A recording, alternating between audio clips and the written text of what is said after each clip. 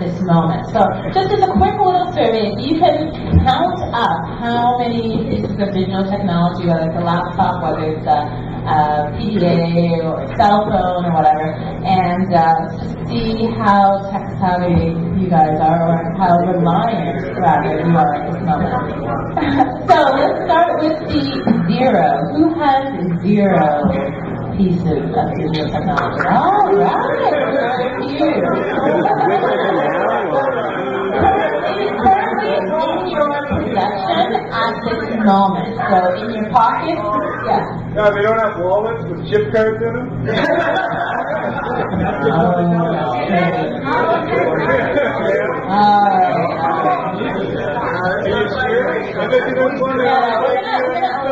That one at this moment because we can't meticulously check it over and over again.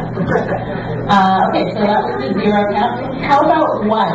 Good one on them. Okay, and that's probably a cell phone or PDA. Camera. Okay, oh no, I'm gonna have to look at the camera. Okay, what about watch is one camera. Alright, how about two? Alright, what about three? Alright. Oh, hands up a little higher for those threes. I think the threes are higher than the larger number of threes than zeros. And what about four? Alright. I feel like I should give you a prize for that. Is there anyone with more than 4 pieces of digital technology on their person at this moment? No? Alright, so that's 4.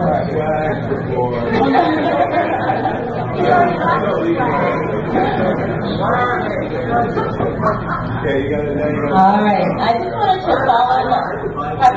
What are the 4? What are the 4? Here, I'll just give you the mic. Here.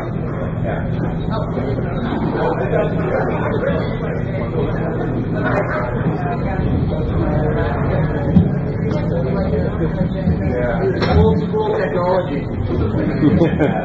Camera, digital camera, cell phone, PDA, and an MP3 player.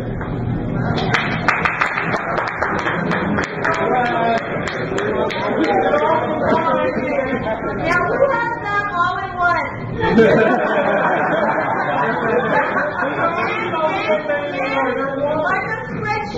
I feel like these are people with iPhones. Okay. So, without further ado, let's get the discussion started, because I feel like this is something that's very close at heart to people. Is there anyone who wanted to get this started? Anyone from a panelist or someone from the audience? Okay.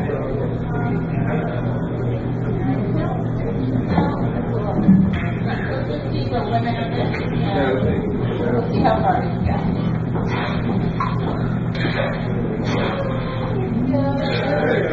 This far, quite close.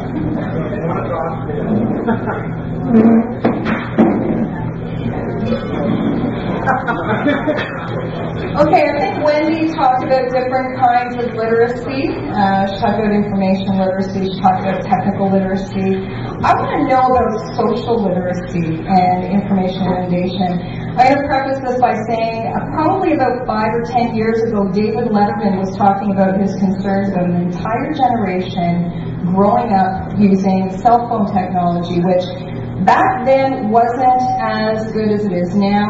You couldn't hear tone and inflection. So his concern was a bunch of kids growing up with no understanding as to how to read a person's tone or their inflection.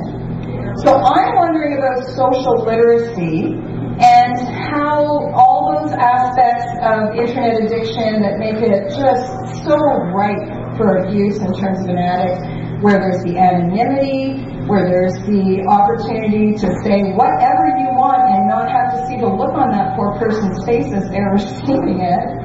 I would like to have any of the panel members talk about social literacy and the effect on that through information inundation.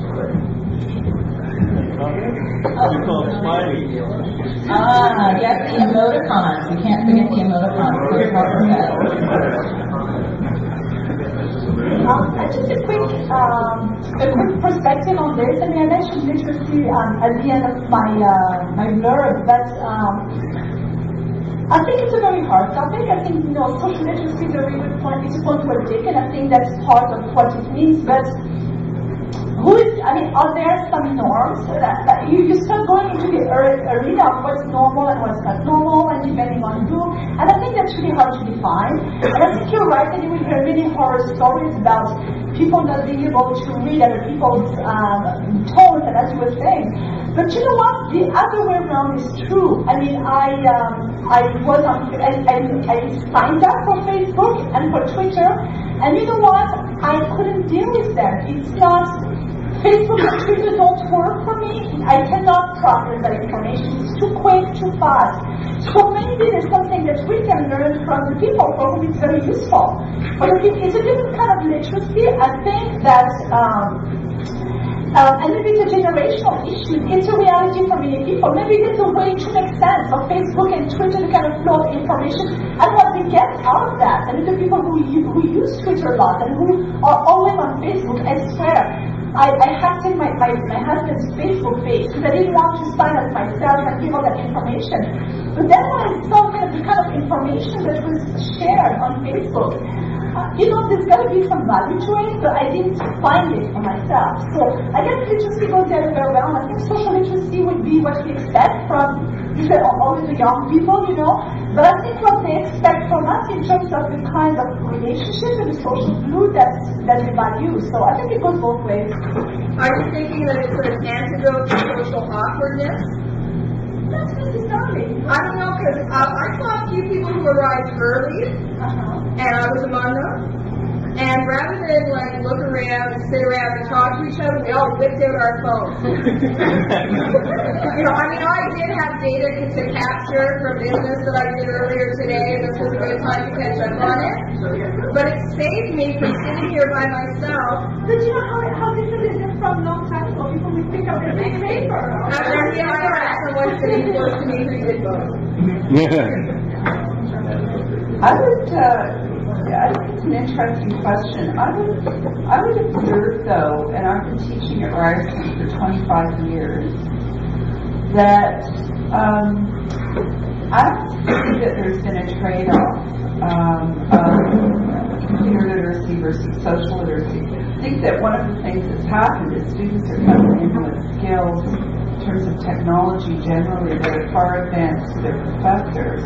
And so often we now have more space in the curriculum, for example, to focus on, presentation skills, interpersonal skills. I teach in a business school, so those things are really important. But when I look at young people today, I don't see any evidence that there's a higher preponderance of socially awkward, geeky kind of people than there were when I started teaching 25 years ago. So I don't think it's an either or. I think it's just different. Do you find them all really full of themselves? Because we made them that way. As if it's our fault. Okay. One thing I wanted to say was that having spent sort of a year studying the cultural industries and the effect digital technology would have on them, one conclusion I came to, which is an important conclusion as a Canadian, is that I am not a McLuhanite. And that I really distrust the kind of technological determinism there is out there. And the kind of phenomenon you're talking about, without in any way with acknowledging the kind of thing that Edith is dealing with, which are people who have an actual problem, right? But that we hope is a minority. But for the majority of us, I guess I feel we can't use technology as an excuse to say, well, we're not going to do these human things, or somehow we've become different creatures because of this technology. And in my other life, I'm a novelist, and one of the reasons I write novels is because I'm interested in what people think and feel and why they do what they do. And there's a great, we talked here about the generational divide, and I think we have to be cautious about the generational divide. And I think we have to be cautious about talking about young people as though they are somehow not quite as fully human as older people are.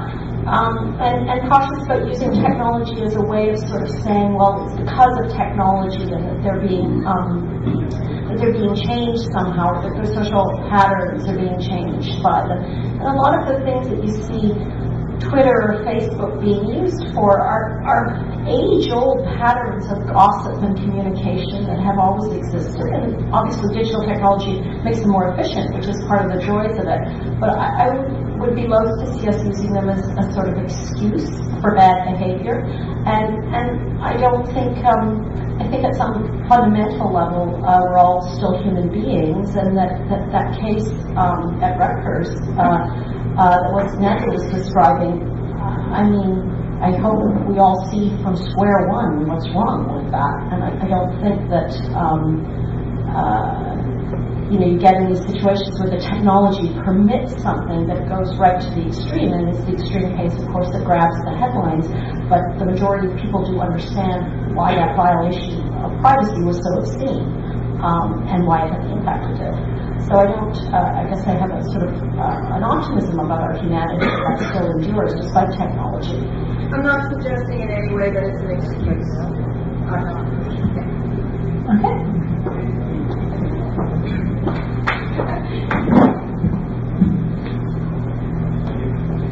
My question is, closer? Is technology aggravating the generation gap or helping to close it? It's like information technology is all about communication, it's about closing gaps. But several of you already mentioned the generation gap, the gap between what older generations, the boomers are doing versus kids these days versus 20-somethings. So my question is it aggravating the generation gap or is it helping to close it? Oh, and as on a personal note, my dad was on Facebook a year before I was.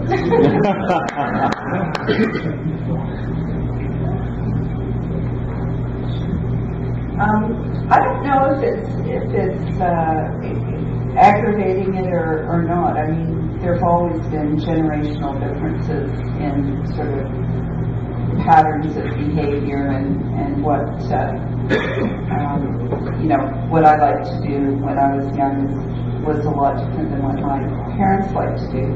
I think at this stage in time, the research data continues to show that there is a really big gap. The research data also continues to show that many of the assumptions that we make about the wired Canadian are simply wrong. So, a colleague just did research that showed that 30% of Canadians don't use email on a regular basis, and that 70% of Canadians don't upload content. Okay? So if you know that, and that's based on Stats Canada data, which we still thankfully have, but may not for much longer. But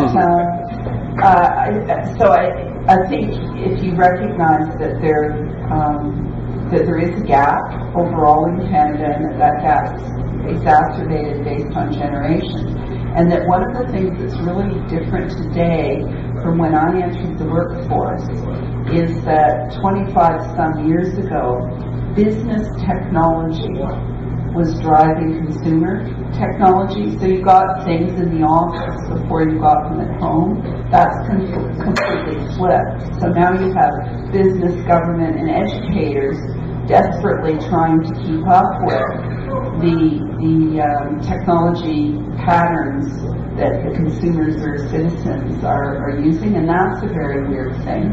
I think that the gap is narrowing in terms of patterns of behavior. So it's true, I am on Facebook. I use it primarily for research and to stalk my daughter. But at this particular point in time, there is a gap. I think the gap is narrowing, and that's a sort of early adopters versus later adopters phenomenon. I just one thing I quickly wanted to say. I think it's our responsibility to close the gap.